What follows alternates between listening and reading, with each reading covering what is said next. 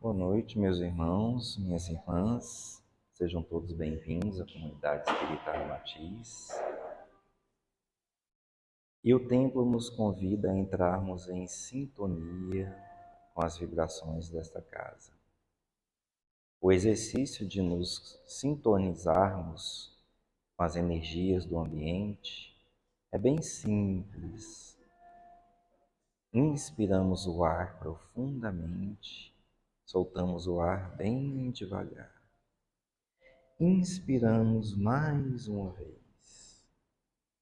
Soltamos o ar lentamente, deixando nossos braços relaxados, ombros, pernas, e procurando sentir as vibrações deste templo, desta casa de oração. Rogando a Deus que ilumine a nossa consciência, para que santificado seja nosso espírito algum dia. Rogando ao nosso Senhor Jesus Cristo, esteja conosco hoje e sempre. E a equipe de Mestre Ramatiz, a permissão para iniciarmos mais uma palestra pública na noite de hoje. Que nossa Mãe Maria Santíssima estenda sobre nós o seu manto de amor e de acolhimento. Que assim seja. E por falar em nossa Mãe Maria Santíssima, nós hoje vamos falar de família, estar em família, né? Ser família. Que no inglês, ser e estar é a mesma coisa, né? É o mesmo verbo. Mas na língua portuguesa a gente faz a diferenciação. Então, ser é diferente de estar. E aí, quando a gente fala em família, a gente vai pensar assim, estar em família ou ser a família, pertencer à família, estar na família. E quando a gente fala isso, a gente está querendo dizer muito além de simplesmente ter nascido ali, né? Porque aquela história de que a gente não escolhe onde nascer, como, quando, de que jeito, não é bem real, não. Na verdade, a gente escolhe, sim. Quando, onde, com quem e por quê, né? Por quê? Porque antes da gente nascer, tem um processo chamado preparação reencarnatória. Isso significa que a gente conversa com os nossos futuros pais. Agora, nem tudo acontece no mundo das flores, né? Como deveria ser. Nada na vida é como deveria ser, né? A gente não é como deveria ser, a sociedade não é como deveria ser, o trânsito não é como deveria ser, né? Nem o tempo. Tem dia que faz sol, faz chuva demais, faz sol de menos. Aí dá um tornado, um tsunami. Então, nada neste mundo, diz Carcels, é perfeito. Então, nosso nascimento também não é. A gente peleja. Então, a gente pede, sim, permissão para nascer. Não é uma regra 100%. Não significa que todos nós tenhamos feito isso, mas a maioria das vezes, sim. Na maioria das vezes, a gente vai lá, durante o sono dos nossos pais, futuros pais, e pede permissão para eles nos receberem como filho. Porque não é assim, você chega lá e fala assim, ó, vou nascer aí. Não, a gente pede permissão. Então, sim, a gente pede para nascer. E pede para aquelas pessoas que vão nos oportunizar voltar à vida material. Na maioria das vezes, é assim que acontece. E aí é um processo que não é resolvido numa única reunião. A gente não senta lá e convence uma pessoa. Imagina convencer a minha mãe que ela teria que ter um filho aos 48 anos de idade, no auge da carreira profissional, né? Tanto é que quando ela ficou sabendo que estava grávida, ela quis matar meu pai, né? Então, não deve ter sido fácil para mim chegar para ela no plano espiritual durante o sono dela e falar assim: ô, dona Helena, você podia deixar eu nascer, né? Ela deve ter olhado para mim e falou assim: você? De novo? Sem chance. Mas sem chance. Quem eu acho que concordou desde o primeiro foi meu pai, né? Desde o primeiro momento, que eu e meu pai somos almas afins. E nós vamos falar disso hoje. O que são almas afins, né? Meu pai, ele pertence à minha família espiritual. Já aquela que foi a minha mãe nesta vida, não. Não mesmo, né? Porque as nossas diferenças se manifestaram do momento que eu nasci. Quando o médico figurou assim aquela coisinha preta de cabeça para baixo, ela olhou assim e falou assim: "Isso deve estar morto, né?" Tamanha afeição. E aí eu de pirraça, naquele momento que ela disse isso, eu fiz assim, tipo assim, não tô não. Vai ter que me aguentar mais uma vida, né? E meu pai nessa hora desabou, porque meu pai realmente esperava por esta alma.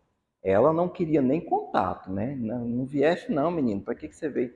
Ela estava planejando se divorciar, seguir a carreira profissional dela, aí vem um menino e atrapalha tudo.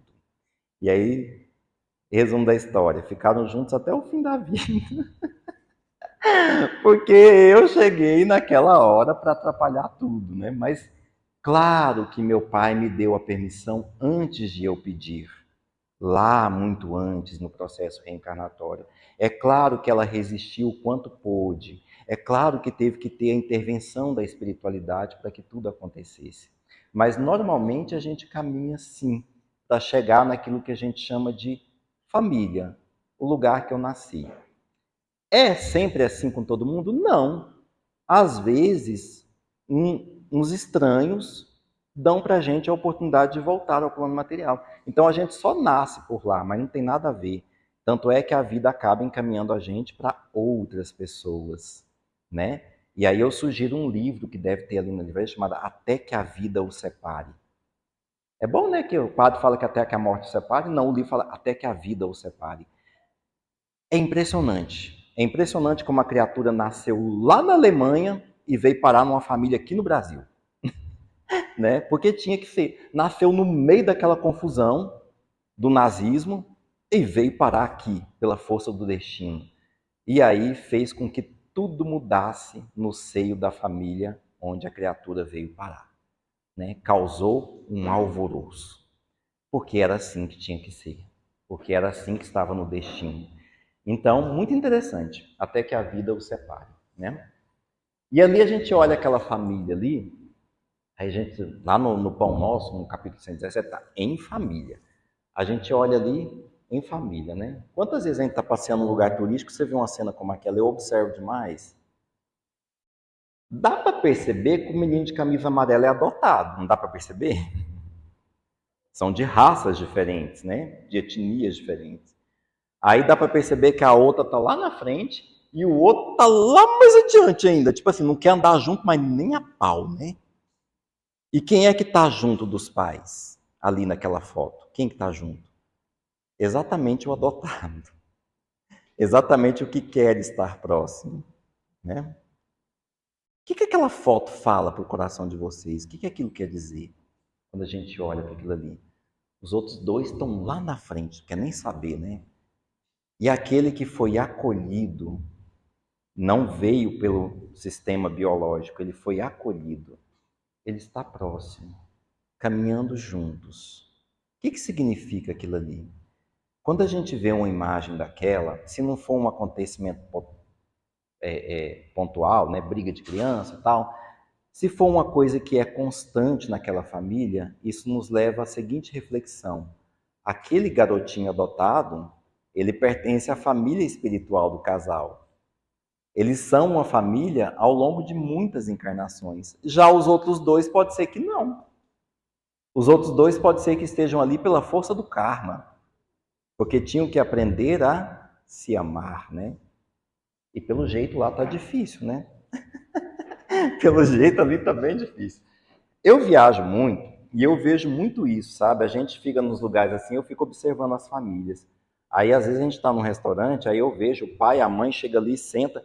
Ah, eu escolhi aquela mesa lá. Aí o menino vai e passa direto pela mesa e dá aquela olhada assim, senta lá na outra.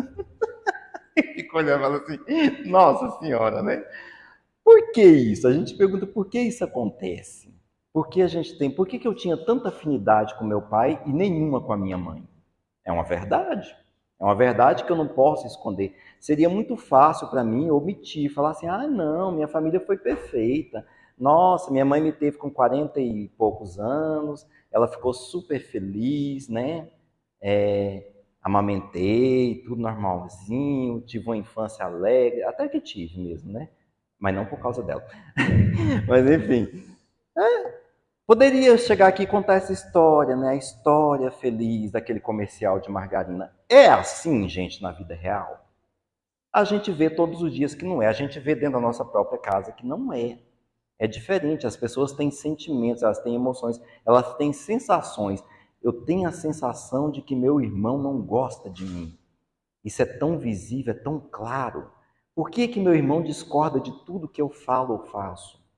Né? Por que que meu pai quase sempre concorda comigo e a minha mãe não? Então, é visível, é perceptível. E se a gente for mais além, a gente vai chegar aqui, ó, nas explicações que a doutrina espírita nos traz. Lá no livro Pão Nosso, no capítulo 117, nos diz o seguinte: olha, a luta em família é um problema fundamental da redenção do homem na Terra, do ser humano na Terra. Conhecemos numerosos irmãos que se sentem sozinhos espiritualmente, entre os que lhes agregam ao círculo pessoal, através dos laços consanguíneos, entregando-se por isso a lamentável desânimo. Gente, eu não sei quanto a vocês, mas eu tinha um pavor de Natal, que todas as natais durante a minha adolescência, eu sabia que eu ia estar no meio de um monte de gente com os quais eu não tinha o menor assunto. Então vinha assim aquele tio, aquele primo que eu não via o ano inteiro. Aí quando era na noite de Natal ele estava lá. Eu ficava me perguntando, mas por que que essa pessoa está aqui, meu Deus? Essa pessoa não sabe da minha vida, das minhas dores, das minhas dificuldades, não sabe dos meus tropeços. Mas ela está prontinha para falar assim, tá de roupa nova, hein? Nossa, comprou carro, é? Vixe. Mas não acompanhou um dia do meu ano. Né? Aí eu fui pensando, por que essa pessoa está aqui? Num dia tão especial quanto o Natal, né? Eu pensava na minha solidão. Na minha solidão. Né? Aí, com o passar dos anos, eu comecei a perguntar assim, o que que eu estou fazendo aqui? Eu não tenho que perguntar o que que os outros... Eu acho que os outros sabem por que que eles estão aqui. Eu tenho que perguntar por que que eu estou aqui ainda. Né? O que que eu ainda estou fazendo aqui? Aí eu tentava desenvolver algum assunto, né? E aí, como é que vai seu trabalho? Não fluía. Era uma ou duas primas que o assunto ia para frente. Era um tio ou uma tia que a coisa desenvolvia. Com o resto, era como se eu estivesse falando com estranhos num atendimento de telemarketing. Eu posso estar ajudando a senhora em mais alguma coisa? Eu sempre me perguntei, sabe? Eu acho que é porque meu pai me ensinou a ser questionador. Ah, meu pai, né? Ai, com meu pai era tudo. Nossa, meu pai por perto era tudo, né? Sempre quis ter meu pai por perto. E aí, na época que o velho era bem escorraçado, que ninguém queria estar perto do velho porque o velho fedia cigarro, sim, meu pai fumou ao longo dos seus 65 anos, ao longo dos seus 71 anos, ele fumou pelo menos 65, né? Aí, quando ele ficou muito idoso, que vai perdendo a autoridade, os familiares vão perdendo o interesse pela pessoa, né? Comigo era o contrário. Quanto mais, mais eu me interessava pelo meu pai. Aí eu punha uma cadeirinha lá debaixo do pé de romã, que ele plantou para mim, tá? Detalhe. Aí tinha um toco. Aí meu pai sentava de cá no toco, de jeitinho aqui, ó. E eu sentava do lado de lá. E quando eu sentava do lado de lá, ele fazia isso aqui, ó. Então, ele escorava nas minhas costas e eu escorava na dele. E ali o velho fumava e conversava. E aí eu contava minhas coisas. O velho falava assim: larga de ser besta, rapaz. Larga de mão disso. Feio não vai para frente, não. Era de uma sabedoria. Vocês lembram do velho do Rio, do Pantanal? Vocês lembram do velho do Rio, do Pantanal? Meu pai. Era meu pai. Meu pai, o velho do Rio. Purinho. De uma sabedoria, sabe? Eu tinha 7 anos de idade, brincando com os moleques na rua, uma rua sem asfalto, na época na periferia de Goiânia. sujo igual um tatu, brincando naquelas manilhas que estavam abrindo as ruas para passar esgoto. Aí a gente tava brincando de fazer casinha dentro das manilhas. Pensa na terra. Aí eu lembro que o meu pai, eu voltei lá e falei assim, pai, eu vou beber água. Ele falou assim, tá. Aí eu corri para dentro de casa. Quando eu voltei, eu parei atrás dele, tava ele e minha mãe. E eu escutei o que ele disse. Ele falou assim, Helena, dessa molecada que tem aí, ó, ninguém vai prestar.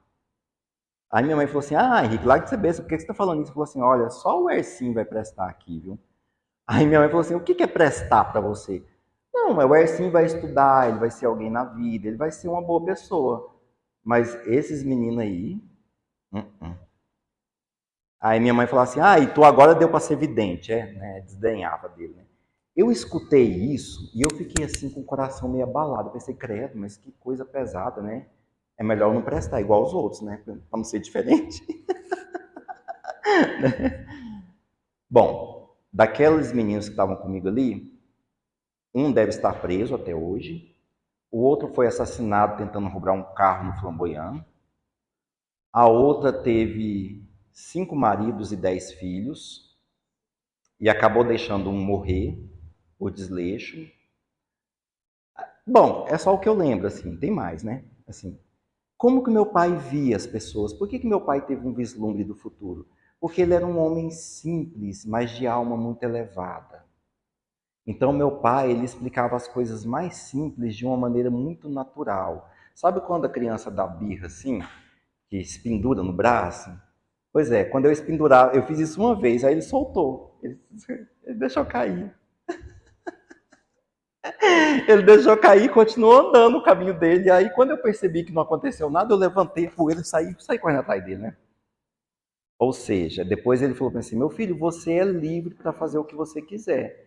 Então, se você estava fazendo daquele jeito, é porque você não queria vir comigo para onde eu estou indo, né? Então, que ficasse onde você quisesse.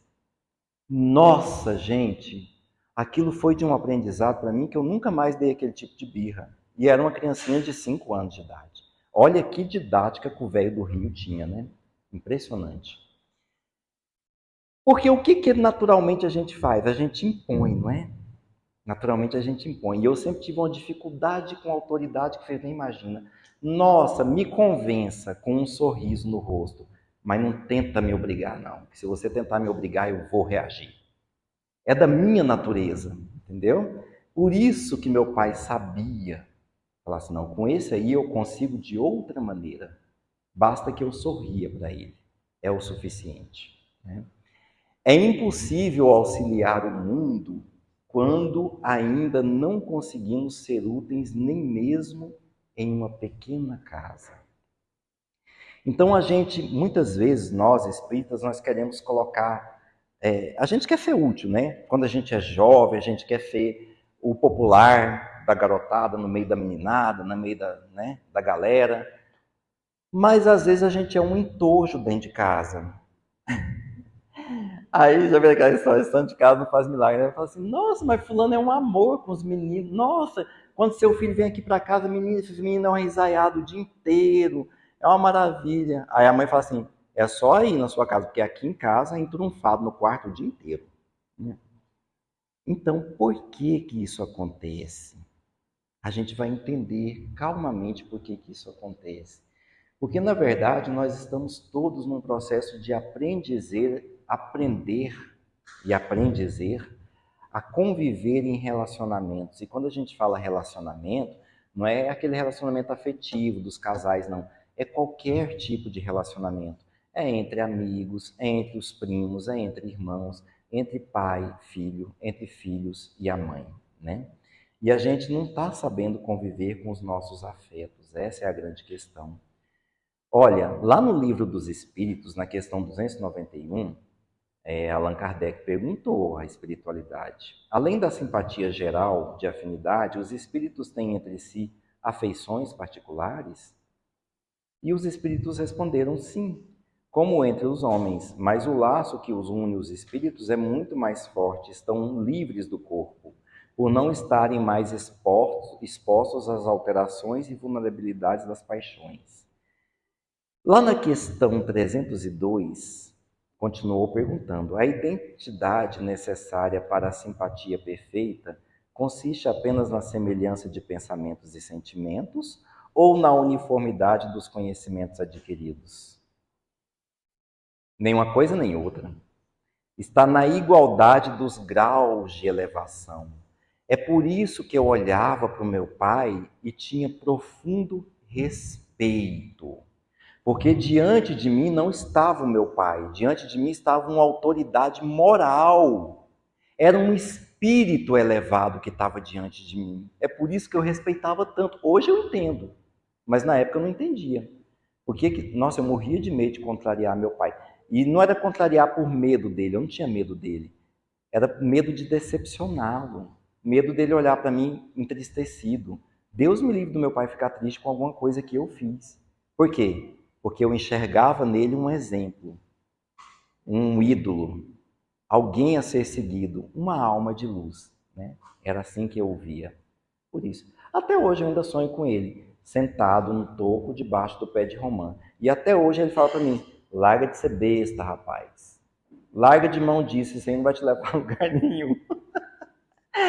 Eu escuto os conselhos quando eu acordo e geralmente costuma dar certo, viu? Até hoje tem dado certo. Quando o João Rocha me chamou para mexer com um negócio aqui, eu sonhei com meu pai. Ele falou assim: larga de ser besta. Se tá aí para você fazer o negócio, é porque você tem que fazer. Aí eu, não, pai, mas não, rapaz, para de caçar desculpa. Desse jeito ele me disse, né? Ou seja, lá do mundo espiritual, ele veio falar comigo na linguagem que eu estou habituado. É claro que ele não fala desse jeito mais. Já tem anos que ele desencarnou. Mas para falar comigo, ele fala do jeito que o meu coração está acostumado, né? As diferenças naturais entre as pessoas não deveriam ser interpretadas e sentidas negativamente. Olha, diferença deveria ser apenas diferença. Aceitar as diferenças e, consequentemente, as aflições e dessintonias naturais entre nós e os outros é ter postura positiva diante da vida. Então, quando a gente olha para a família daquele jeito ali, se o pai e a mãe forem pessoas bem espiritualizadas e tranquilas, eles vão entender que aqueles filhos que estão lá na frente é uma questão de tempo, é o tempo deles, né? Aceita com naturalidade a diferença. Mas se forem pessoas menos esclarecidas, eles não vão aceitar essas diferenças e vão tentar impor suas vontades. E é aí que toda educação falha. Porque a melhor educação, tá? Todos os mestres dizem isso. A melhor educação é a força do exemplo. A melhor educação vem da autoridade moral. Eu cansei de ver filhos falando: você não pode fumar, mas tu fuma. O filho fala na cara do pai, não é? Aí com que autoridade o pai vai dizer para o filho que não pode fumar se ele fuma? Sabe como que meu pai fez comigo? Ele falou assim: meu filho, eu fumo, mas esse trem não presta, viu? Então, assim, se eu fosse você, eu não mexia com esse negócio de fumar. Uai, e eu não mexi mesmo. Simples assim, né? Já minha mãe não fumava. E tudo que ela tentava me impor não funcionava. Por que será, né? Então, é complicado, né? O Evangelho segundo o Espiritismo, lá no capítulo 14, item 8, nos traz algumas informações, assim como no Fonte Viva. Lá Emmanuel traz alguns ensinamentos para nós, né? Por que numa mesma família temos pessoas de almas tão diferentes, apesar da semelhança física? Gêmeos univitelinos, vocês já perceberam o quanto eles são diferentes? Eu fui amigo de gêmeos quando eu era adolescente. Gente, mas que trem difícil.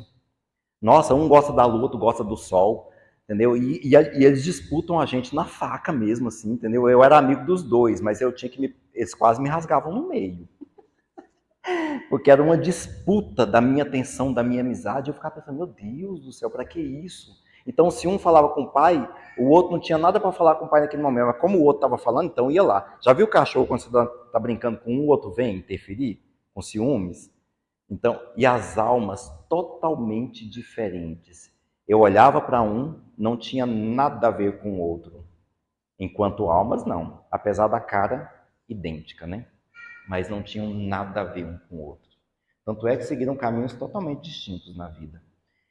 E por que, apesar de todas as diferenças físicas, encontramos pessoas com alma tão afins? Por quê? Por que que às vezes é de classe social diferente, é de etnia diferente, é de cultura diferente, mas na primeira conversa tudo flui? Os laços de sangue não estabelecem necessariamente os laços espirituais. O corpo procede do corpo, mas o espírito não procede do espírito, porque este existia antes da formação do corpo. O pai não gera o espírito do filho, fornece-lhe apenas o envoltório corporal no reencarne. Os verdadeiros laços de família não são, portanto, os da consanguinidade, mas os da simpatia e da comunhão de pensamentos, que unem os espíritos antes, durante e após a encarnação. Então, é claro que se eu vivo muitas vidas com a Patrícia, como nós de fato vivemos, é lógico que a gente vai se tornar amigo nesta vida. É lógico que mesmo que nós tenhamos dificuldades na nossa amizade, que a gente brigue às vezes, a amizade sempre vai voltar e sempre vai falar mais alto, porque nós já fomos irmãos, já fomos pai e filha, mãe e filho, diversas vidas. Então a gente pertence à mesma família espiritual. Hoje ela está na condição de amiga, mas já estivemos na condição de membros da mesma família. Já estivemos na condição de sacerdotes no mesmo tempo. Já estivemos na condição de bisbilhoteiros e influenciadores na mesma corte, do mesmo reino.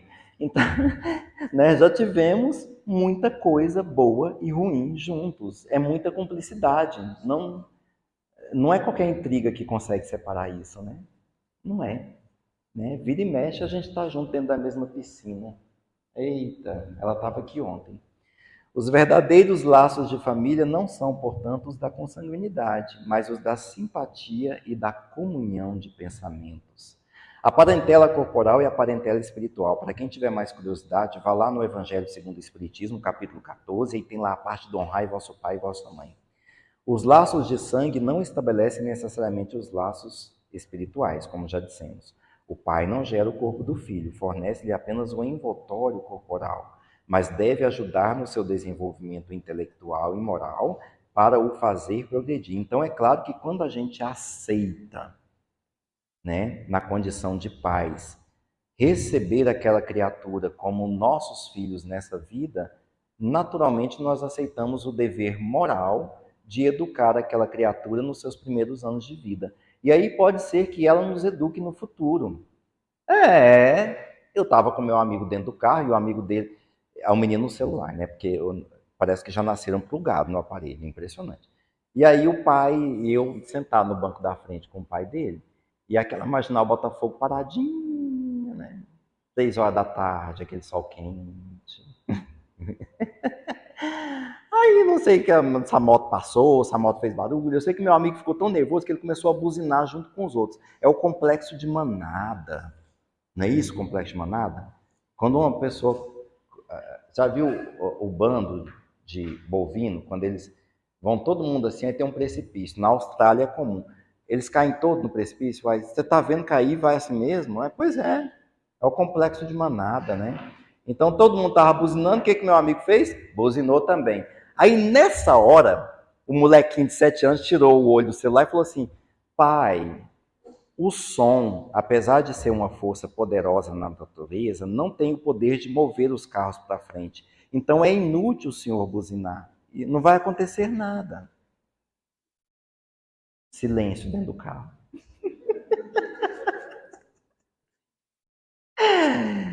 Aquela criatura que nós recebemos para educar, para amar e para fazer dar jeito na vida, pode ser que ela nos ensine. Meu pai dizia: meu filho, eu aprendi tanta coisa com você. O que matava meus irmãos de raiva, né? Porque dos outros ele não falava isso. Eu aprendi tanta coisa com você, meu filho. Ele tinha humildade para falar isso. Poucas pessoas têm, poucas. Mas não mais do que eu aprendi com ele, com certeza, né? Donde se segue que 2 seres nascidos de pais diferentes podem ser mais irmãos pelo espírito do que se o fossem pelo sangue. Podem, pois, atrair-se, procurar-se, tornarem-se amigos, enquanto dois irmãos consanguíneos podem repelir-se, como vemos todos os dias. Nós não estamos contando nenhuma novidade, né? É o óbvio. Problema moral que só o Espiritismo pode resolver, pela pluralidade das existências. Agora, o que eu tenho que fazer quando eu percebo que há uma dificuldade entre eu e o familiar? Olha, se eu vejo que eu não dou certo com meu irmão, que os sentimentos não batem, a gente tem que se esforçar para fazer a coisa acontecer. Eu tenho um irmão que isso não é possível, então eu já larguei para lá, desisti, vamos ter que nascer de novo, noutra vida, noutra família, para ver se o negócio dá certo, né? Agora já tem um outro que mora longe, aí por isso que dá certo. Aí ele tá vindo aí a semana que vem. Então, assim, por exemplo, vou dar um exemplo básico. Não dá para eu e meu irmão falar de índio, vai dar briga. Porque ele acha que tem que matar tudo. Eu já acho que índio é gente como a gente, né? Às vezes até mais sabe que nós aqui, né? Então, enfim. Não dá para falar dele, para falar com ele de outra coisa. É um tanto de coisa que não dá. O que nós fomos aprendendo ao longo da vida? Ele sabe que não pode falar certos assuntos comigo, porque vai estragar o dia, vai estragar o momento, vai estragar o almoço. E eu sei também que eu não devo tocar em algumas feridas. Então, como é que a gente convive bem? O almoço flui durante 40 minutos, ninguém cria problema com nada, porque eu já sei o que eu não devo mexer nele e ele já sabe o que não deve mexer em mim. Qual que é o nome disso, minha gente? O nome disso é uma palavra muito simples. Respeito. Respeite o outro do jeito que ele é. É simples assim. É a gente não tentar impor as nossas garras de polvo no outro. É a gente não tentar colonizar o outro. É a gente não tentar domesticar o outro. Porque não vai funcionar, nunca funcionou. Se nunca funcionou, você quer que funcione justamente com você? Gênio. Não vai, né? Então, quando os nossos cônjuges percebem que nós estamos entrando num assunto que é uma roubada, eles começam a mudar de assunto, eles já nos conhecem o suficiente. Gente, vamos parar para tomar um café? Ai, nossa, eu preciso fazer xixi, para esse carro. Eles já sabem, fala assim, ó, vamos interromper esse assunto porque vai dar errado. Então, isso é a gente ir aprendendo a conviver lentamente com o outro. É possível conviver? É. Quando a gente percebe que existem muitas diferenças, não significa que você tem que isolar o outro da sua vida, não. Você pode conviver com sabedoria. E o nosso pai, sempre que pôde, nos ensinou isso. Sempre. Ele fala assim, meu filho, se ele não gosta de falar de gado, não fala de gado para ele, vai falar de cabrito. Simples assim, né? Ele usava isso. Não, ele falava desse jeito. Ele falava assim, se você não gosta de falar de gado, de boi, de vaca, não fala disso, fala de cabrito, uai. Opa! Há, portanto, duas espécies de família: as famílias por laços espirituais e as famílias por laços corporais. As primeiras são duradouras, fortificam-se pela purificação e se perpetuam no mundo dos espíritos, através das diversas migrações da alma. As segundas, as famílias corporais, elas são frágeis, como a própria matéria, extinguindo-se com o tempo e quase sempre se dissolvem normalmente desde a vida atual. Vocês podem notar que os grandes patriarcas e matriarcas, eles funcionam como o centro da família. Então sempre tem uma avó ou uma mãe muito idosa que todo mundo se reúne na casa dela. Mas quando essa pessoa desencarna, a coisa continua. Já vi acontecer na minha, estou vendo acontecer na família do cônjuge, né? Não funciona, ninguém mais se junta. Era só enquanto aquela pessoa estava viva. Por quê? Porque aquela pessoa tinha laços afetivos verdadeiros com ela, com ela, com ela. Eram laços de verdade. Mas eu, com o outro, não são laços, digamos assim, fortes. São frágeis. Se são frágeis, eles não vão durar. E aí eu me lembro que me doeu muito quando o meu irmão lá do sul falou assim, olha, depois que a minha mãe morrer, eu não vou ter motivo para ficar indo em Goiânia, não. Doeu em mim ouvir isso, sabe? Mas eu sabia que ele estava falando, o que ele estava falando tinha um bom grau de verdade. Aí o que eu fiz? Não da minha própria cabeça, né? Alguém me sugeriu. Quem? A pessoa que te ama, né? Ah, a gente podia ir lá no seu irmão, o que você acha? Pra quê? Não, aí vamos lá, ué, a gente vai estar lá no sul mesmo, não custa nada dar uma passadinha lá. Ah, não, ele é muito chato. Não, vamos, uai, não custa. Aí você vê sua sobrinha, você não gosta do seu sobrinho? Vamos. Fiquei o fim de semana inteiro, né? Aí, pasme, tô um dia lá em casa no WhatsApp, a criatura vai, só manda aquelas besteiras no WhatsApp pra mim, piada, né? Aí, de repente, falou assim, mandou uma passagem. Aí eu, uai, o que é isso? Tá me dando uma passagem? Ele, não, olha aí, seu besta. Aí eu, ah, tá vindo a Goiânia pela primeira vez, depois que a minha mãe desencarnou. Ele havia dito que não tinha mais motivos para vir aqui. O amor sempre vence, né? Quando a gente se esforça um pouquinho. Basta que a gente se esforce um pouquinho, né? Aí a mesma pessoa falou para mim assim, ó, quando você estiver lá na casa do seu irmão, vê se você não fica falando de índio, não. É simples, né, gente? É tão simples, né? Ah, olha ali. Olha, eu acho tão bacana esse tipo de família que eu vejo assim, ó, quando eu vejo essa mistura de cores, cabelos, estilos. Ah, eu acho isso fantástico, né? Os modelos tradicionais de família estão transformando em todo mundo, isso é fato, né? Com a tecnologia, com a informação, com a evolução, é impossível que as coisas não aconteçam. Isso se dá em razão da própria evolução espiritual da humanidade. Quanto mais amplas se tornarem as consciências, tanto menos apegada aos paradigmas serão as pessoas, graças a Deus, né? Os modelos de famílias brasileiras já não correspondem mais aos modelos tradicionais. Há famílias matriarcais e ainda outras compostas só por mulheres, né? O direito de família e a necessidade de evolução. A gente precisa evoluir em todos os aspectos da sociedade para vencer os preconceitos. Aí eu me lembro que uma vez eu atendi uma pessoa aqui na comunidade, aí eu cometi uma gafe. É o tipo de gafe que a gente tem que parar de cometer, sabe? Aí ela estava com... Tinha um casal com ela, e era uma mocinha. Aí quando eu entrei para conversar com ela, eu falei assim, ah, seus pais estão lá fora. Não, não é meu pai, não.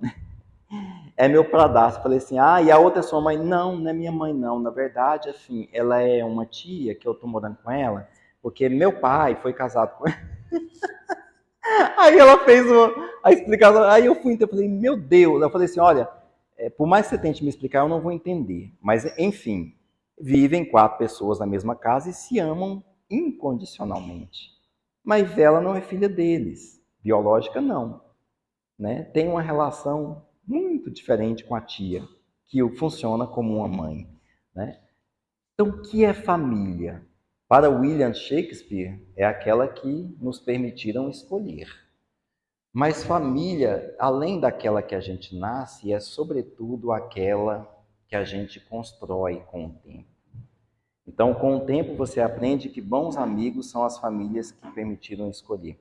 E aí eu lembro que eu vejo muita gente reclamando assim: ah, mas eu queria muito me casar e ter uma família.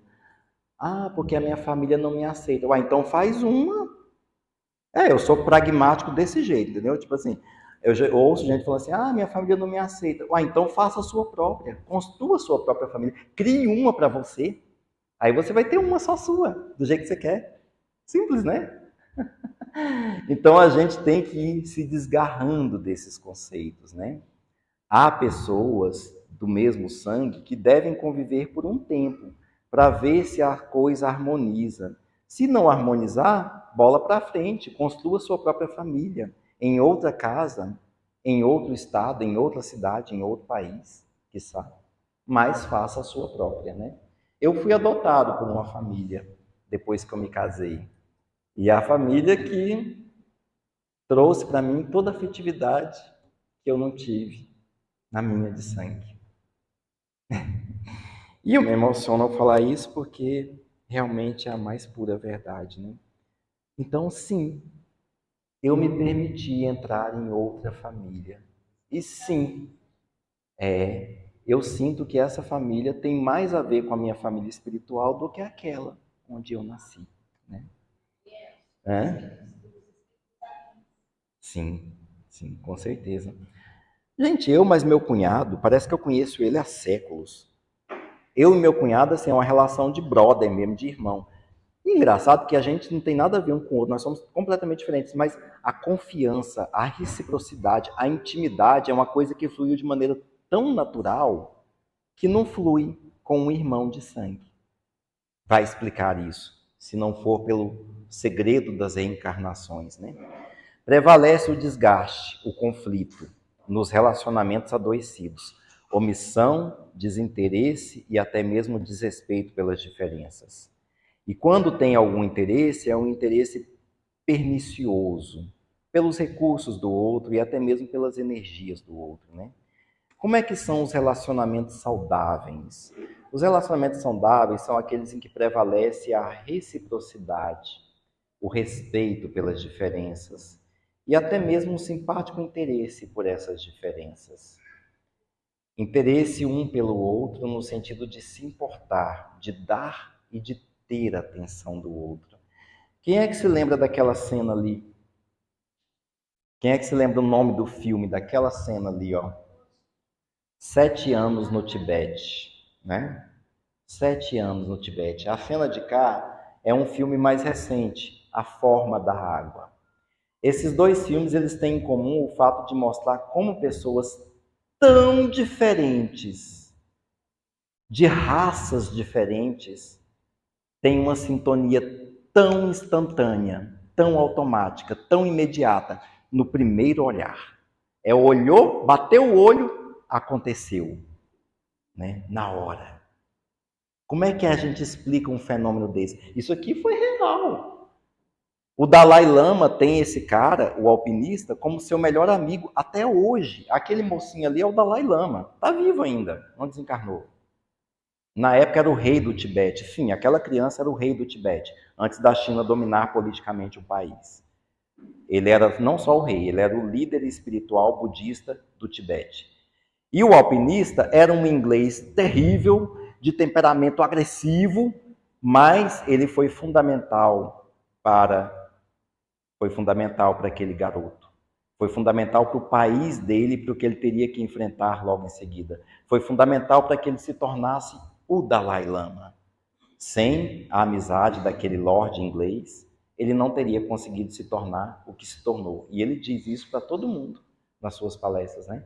Pessoas de origens diferentes, de raças diferentes, de línguas diferentes, de culturas diferentes e de hierarquias diferentes, porque um era rei, o outro era só um cara irritado, né? Mas naquele momento ali, ó, naquela cena, as almas se encontraram. É ali que aconteceu o encontro das almas. E isso é lindo de ver, é emocionante de ver, é fantástico, é maravilhoso. E é com essa proposta de nós não apenas estarmos numa família, não é essa a ideia. A proposta é que a gente seja uma família. Porque estar é muito fácil, agora ser é difícil. Ser exige esforço, exige colaboração, exige paciência, exige tolerância, exige, sobretudo, respeito. Respeito pelo outro que é diferente de mim, respeito pelo outro que pensa de maneira diversa, respeito pelo outro que é uma alma, um espírito livre e independente criado por Deus, assim como eu próprio, com os meus desejos, as minhas vontades, com a minha autonomia e independência enquanto ser espiritual. Deus nos criou simples e ignorantes, porém livres. A liberdade é o nosso bem mais precioso. Para exercermos a nossa liberdade em plenitude, nós temos, sobretudo, que respeitar a liberdade do outro, dos outros. Enquanto nós vamos nos imaginar flutuando e nós vamos caminhar naquele jardim que metade é obra de Deus, metade é obra dos homens. É um jardim que eu tive o privilégio de visitar.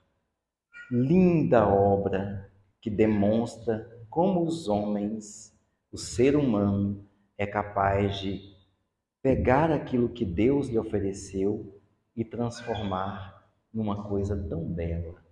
Por que não fazemos isso com as nossas próprias vidas? Por que não fazemos isso com as nossas relações? Por que não tornamos as nossas afeições um jardim, como deveria ser? Deus nos deixou os instrumentos, mas é preciso que nós coloquemos nossas mãos à obra. Enquanto os médiuns farão paz, eles vão passar a partir de agora, fileira por fileira. Nós vamos inspirar o ar profundamente, soltar bem devagar, relaxar nossos ombros, braços, pernas, inspirando o ar profundamente, soltando bem devagar. Vamos mirar mais uma vez para o telão e vamos nos imaginar imersos naquele jardim. Nós caminhamos entre as flores, nós sentimos os perfumes, os aromas, a brisa. Nós fazemos parte da obra de Deus. Em um só pensamento, em uma só voz, ao fazermos a oração que o Pai nos ensinou, nós vamos colocar sentimento nas palavras pronunciadas. Nós vamos colocar emoção naquilo que nós estamos dizendo. A oração, ela é efetiva quando ela é efetivamente sentida. Sentida no coração, sentida na alma. Nós devemos não apenas pronunciar as palavras do Pai Nosso, nós devemos sentir em nossa alma o significado dessas palavras. Todos juntos, numa só voz, em voz alta. Pai nosso que estais nos céus, santificado seja o vosso nome. Venha a nós o vosso reino, seja feita a vossa vontade, assim na terra como nos céus. O pão nosso de cada dia nos dai hoje. Perdoai as nossas ofensas, assim como nós perdoamos aqueles que nos têm ofendido. Não nos deixeis cair em tentação, mas livrai-nos de todo o mal, porque só teu é o reino, o poder e a glória para todos sempre. Que assim seja. Muito obrigado, minhas irmãs, meus irmãos.